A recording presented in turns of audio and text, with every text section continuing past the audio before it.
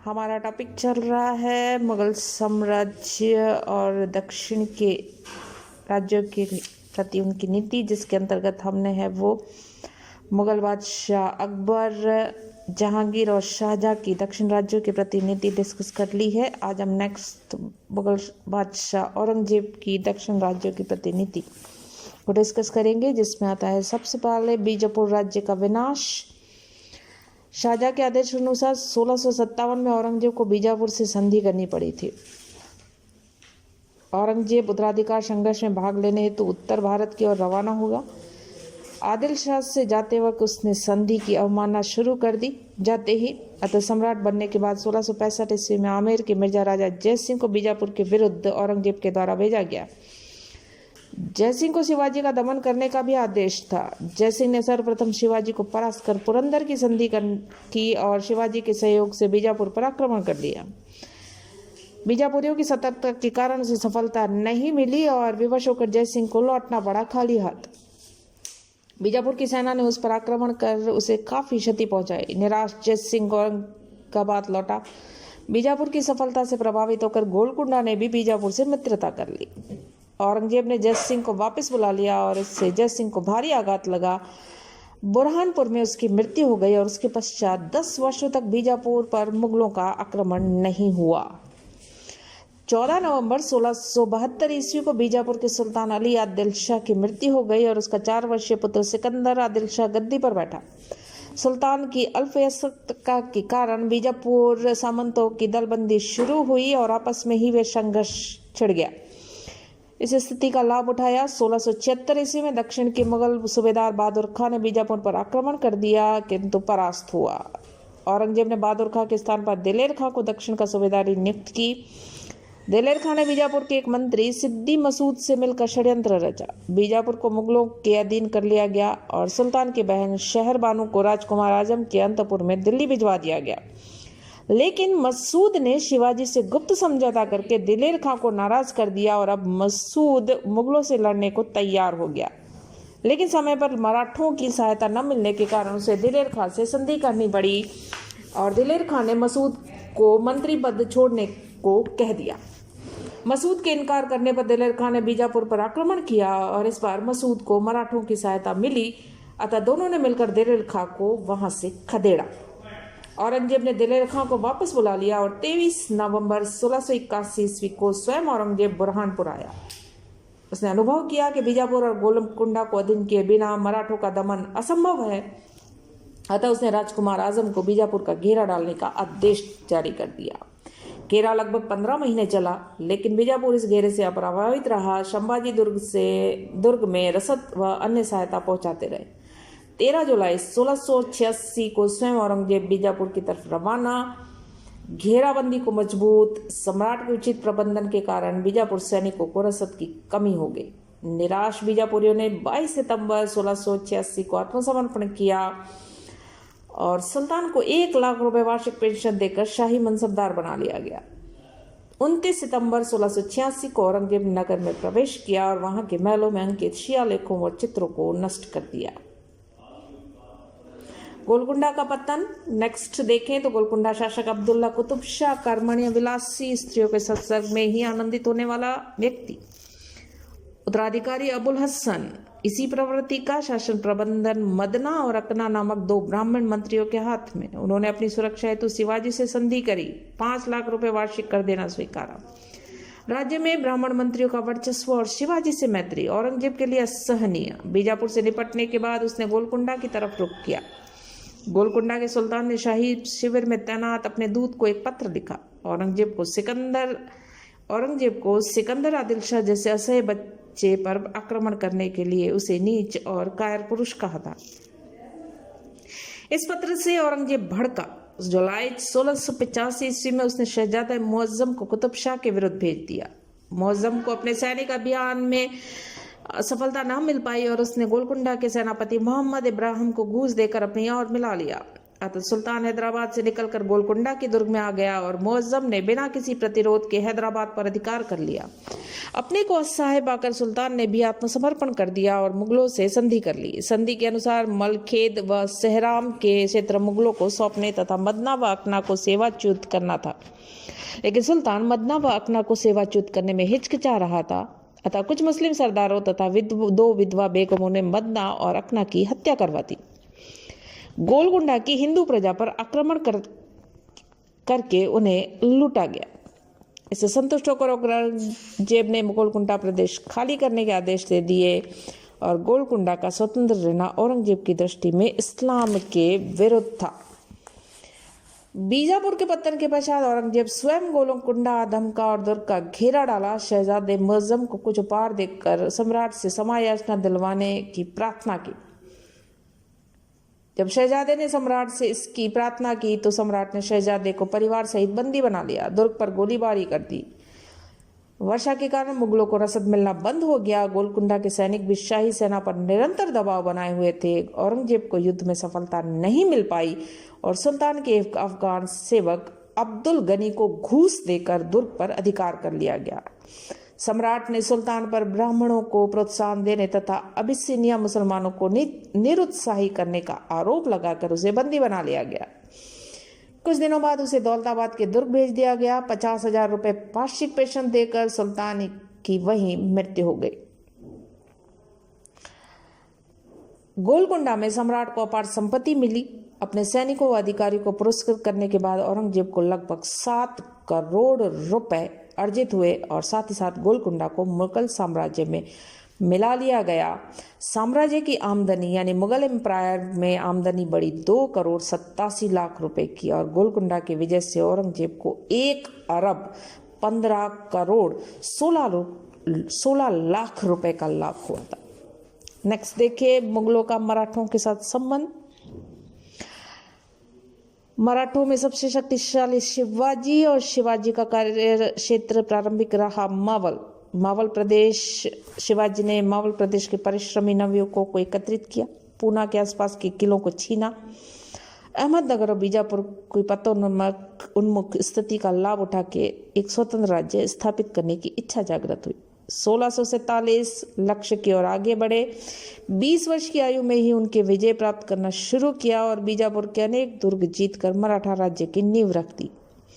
जावली का प्रसिद्ध दुर्ग जीता।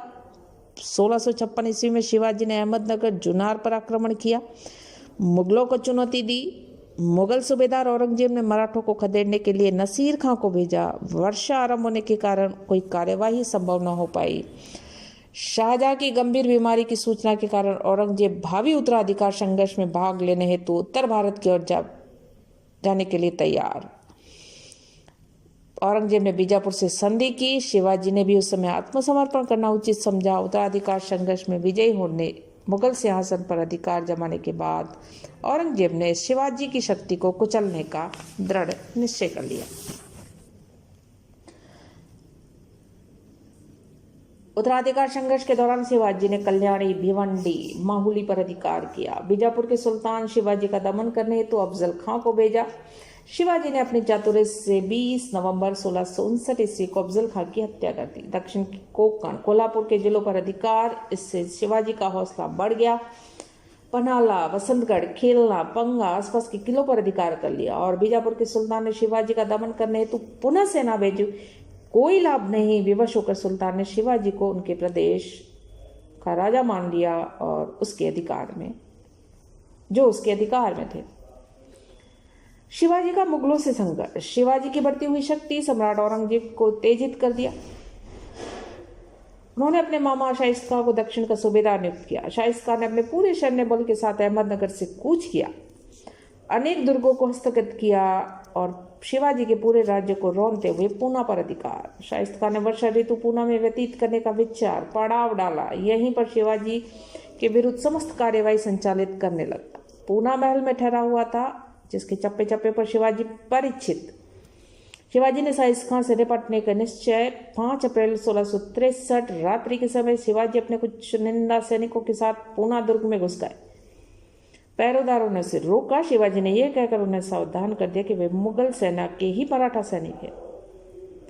अर्धरात्रि शिवाजी नेतृत्व मराठा सैनिकों ने शाइस्ता खां के डेरे पर आक्रमण, मारकाट आरंभ। खलबली मची मुगल सेना में।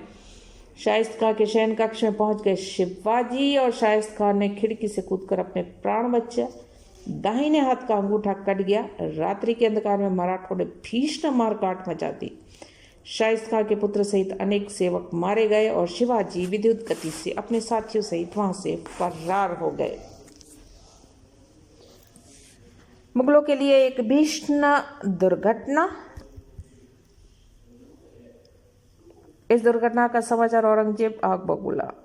अब सम्राट ने शिवाजी का दमन करने का शहजादा मुअज्जम जसवंत सिंह को भेजा। सफलता नहीं मिली। 1664 ईस्वी में उन्होंने सूरत के समृद्ध नगर को लूट लिया। औरंगजेब ने आमेर के राजा मिर्जा जयसिंह को भेजा। जयसिंह अत्यंत ही वीर। जयसिंह ने शिवाजी के राज्य पर आक्रमण, पुरंदर के दुर्ग को घेरा और जून 1665 में दोनों के बीच पुरंदर की संधि हो गई। 23 दुर्ग मुगलों को समर्पित किए गए और मुगलों को सैनिक सहायता देने का वचन देना पड़ा। शिवाजी ने जयसिंह के बीजापुर अभियान में पूर्ण सहयोग देते हुए अपने वचन का पालन भी किया।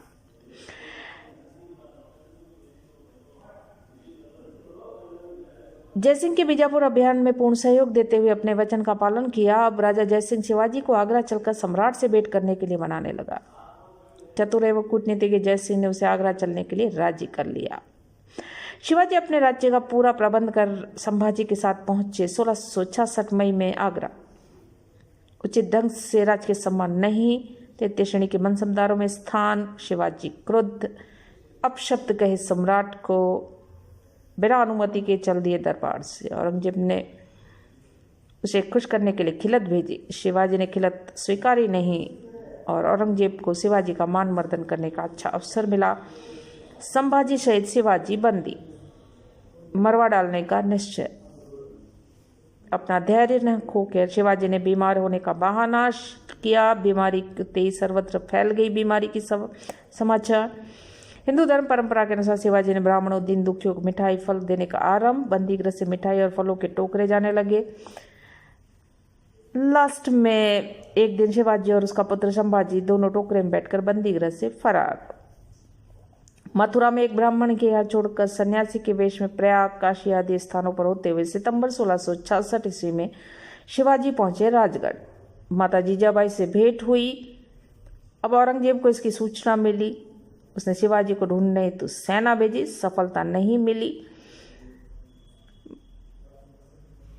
क्रुद्ध औरंगजेब ने कुंवर राम सिंह को शाही सेवा से अलग कर दिया। बीजापुर में मिर्जा राजा जयसिंह की असफलता के कारण सम्राट उससे भी नाराज। जयसिंह को दक्षिण से हटा दिया गया और मुअज्जम को दक्षिण का सूबेदार नियुक्त किया गया। मुअज्जम की सहायता के लिए जोधपुर के राजा जसवंत सिंह के साथ दक्षिण की तरफ गया। कोई सफलता शिवाजी के खिलाफ नहीं मिल पाई। उत्तर पश्चिम सीमांत जातियों के विद्रोह के कारण सेना भेजना जरूरी हो गया था। अतः जसवंत सिंह के सुझाव पर सम्राट ने मराठों की संधि करने की अनुमति दे दी और 1667 में मुगल मराठा संधि हो गई। शिवाजी को अपने राज्य का स्वतंत्र शासक मान लिया गया और संभाजी को 5000 का मनसब प्रदान कर लिया गया।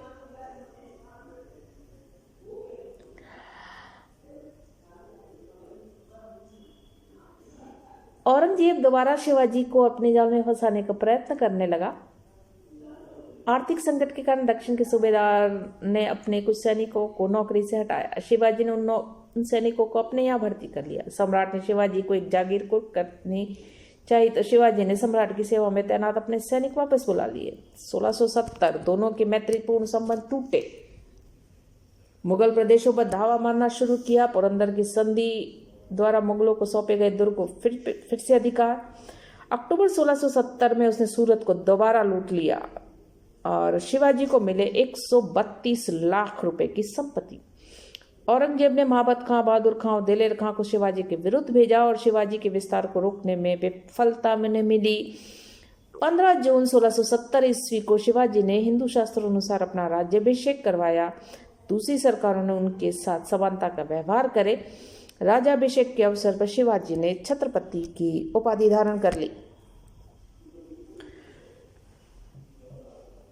राज्याभिषेक उत्सव में राजकोष खाली। शिवाजी ने मुगल सेनापति बहादुर शाह के शिविर पर आक्रमण कर 1 करोड़ रुपए लूटा और 200 अच्छे घोड़े लूट लिए। शिवाजी ने बीजापुर, गोलकुंडा, हैदराबाद पर आक्रमण, शहरों पर अच्छा माल हाथ लगा। शिवाजी ने बीजापुर के जिंजी दुर्ग पर अधिकार किया, कर्नाटक की राजधानी बना दिया। जुलाई 1678 तुंगभद्रा से कावेरी तक कर्नाटक का समुद्री प्रदेश शिवाजी के अधिकार में और सैनिक अभियानों से शिवाजी को करोड़ों रुपए के लूट से प्राप्त हुए और गोलकुंडा से मैत्री हो गई। शिवाजी का ज्येष्ठ पुत्र संभाजी दुराचारी 1678 ईस्वी में उसने पन्हाला दुर्ग में कैद कर लिया गया। संभाजी मुगल सेनापति दिलेर खां से सांठगांठ कर ली और दिसंबर 1679 ईस्वी में पत्नी सहित भाग निकला। संभाजी दिलेर खां ने मिलकर बीजापुर पर आक्रमण किया। बीजापुर के मंत्री सिद्दी मसूद ने शिवाजी से सहायता मांगी। शिवाजी ने बीजापुर का घेरा डाला और मुगल सेना पर आक्रमण कर दिया। दिलेर खां को विवश होकर घेरा उठा लेना पड़ा। दिलेर खां ने हिंदू प्रजा पर अमानवीय अत्याचार किए। हिंदू प्रजा ने संभाजी से रक्षा की प्रार्थना। संभाजी ने दिलेर खां के सामने हिंदू प्रजा की वकालत बुरी तरह डांटा और औरंगजेब ने संभाजी को कैद कर दिल्ली भेजने का आदेश दे दिया। संभाजी मुगल शिविर से भागा, शिवाजी के पास पन्हाला आ गया। संभाजी को अपने कर्तव्य उत्तरदायित्व के संबंध में उपदेश दिए गए। संभाजी का मन साफ नहीं हुआ। अब शिवाजी को अपने राज्य के भविष्य की चिंता हुई। पारिवारिक दुख को सहन न कर सके और 2 अप्रैल 1680 को बीमार हुए और 13 अप्रैल 1680 को शिवाजी का देहांत हो गया। संभाजी विद्रोही शहजादे अकबर की शरण दी। इस पर औरंगजेब स्वयं बुरहानपुर पहुंचा और शहजादे आजम को अकबर का पीछा करने भेजा। स्वयं ने संभाजी पर चारों ओर से धावा बोल दिया। संभाजी रत्नागिरी के पास संगमेश्वर के दुर्ग में शरण ली। अपनी असावधानी के कारण 11 फरवरी 1689 में वे 1689 ईस्वी को वह मुगलों द्वारा पकड़ा गया। संभाजी को इस शर्त पर जीवन दान देना स्वीकारा औरंगजेब ने कि समस्त दुर्ग और खजाना उन्हें सौंपे। इस शर्त को स्वीकारा नहीं, उसे घोर यातनाएं दी गई और संभाजी को 21 मार्च 1689 ईस्वी को उसकी हत्या कर दी गई। संभाजी की मृत्यु के बाद उसके भाई राजाराम के नेतृत्व में मराठों ने अपना स्वतंत्र संघर्ष जारी रखा। गुजरात तथा बड़ौदा पर धावे। 1700 ईस्वी में राजाराम की मृत्यु हो गई। उसकी पत्नी ताराबाई ने इस संघर्ष का नेतृत्व कर लिया। बूढ़े औरंगजेब एवं मुगलों के दांत खट्टे किए। जदुना सरकार लिखते हैं कि उसका यानी कि औरंगजेब का शेष जीवन उसी पीड़ित कहानी का दोहराव मात्र है। अधिक पैसा, समय और काफी सैनिकों को खोकर सम्राट किसी भी पहाड़ी दुर्ग पर अधिकार करता, किंतु मराठे मुगलों की दुर्बल सेना पर आक्रमण करके कुछ महीनों बाद उस पर पुनः अधिकार कर लेते। 1-2 साल बाद सम्राट उस दुर्ग पर पुनः घेरा डाल देता। ताराबाई के नेतृत्व में मराठा शक्ति इतनी बड़ी कि औरंगजेब को अब अपने बचाव में लगना पड़ा। सम्राट के अंतिम वर्ष में तो मराठों ने महाराष्ट्र को पार कर मालवा, गुजरात के लंबे लंबे धावे मारे। पश्चिमी समुद्र तट के बुरहानपुर, सूरत, बड़ौच, समृद्ध नगरों को लूटा। दक्षिण कर्नाटक में अपना राज्य स्थापित किया। मराठों की इन सफलताओं के समाचार सुनकर सम्राट अपनी पगड़ी फेंकता, होठ काटता और तिल मिलाकर सिर धुनता, लेकिन वह असहाय था क्योंकि मराठा शक्ति उसके लिए विषैला नसूर बन चुकी थी। इन विफलताओं के भार लेकर फरवरी 1707 ईस्वी में औरंगजेब इस लोक से ही विदा हो गया।